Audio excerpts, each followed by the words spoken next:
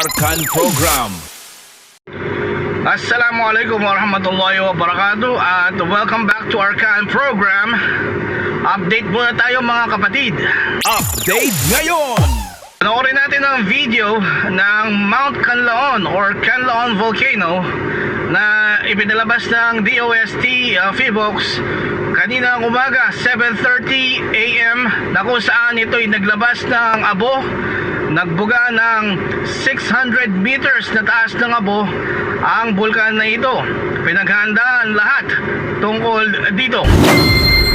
At sa isa pang balita, 5.7 magnitude of earthquake ang naramdaman around the Sarangani area. This report coming from the PHIVOLCS department. At pinaghahanda ang mga tao na lagi ang active ang kanilang alert system tungkol sa mga lindol sa mga area na apektado. At dumango tayo sa top 3 tips. Top 3 tips. Tip number 1, ready your face mask. N95 face mask. Dahil ang abo ay napakapino, fine substance na pwedeng pumasok sa pinakamaliit na space. And tip number 2, make sure that you be able to stay away from danger zone. Lumayo sa mga mapanganib na mga lugar. And tip number 3, cover your water supply, your water container.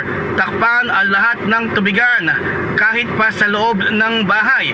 Dahil ang abo ay napakapino, it can easily contaminate water. At dumango tayo sa X Factor. X Factor. Bakit nga ba ang mga tao ay madalas mag-stay o manatili sa mga active volcano? Ito ang tinatawag na normalcy bias. Because people are used, sila ay sanay na ang lugar na ito ay steady at walang activity ang volcano and it will never erupt anytime soon. At kanilang isip na ito ay steady at hindi ito biglaang sasabog lamang, and that's why they stay, which we need to improve. And let's now move to Islamic POV. Power Minute. In the hadith, Rasulullah sallallahu alaihi wasallam, he said, "La darar wa la dirar."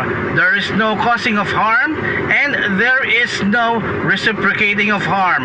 Walang manghahamak at walang maggaganti ng kapahamakan.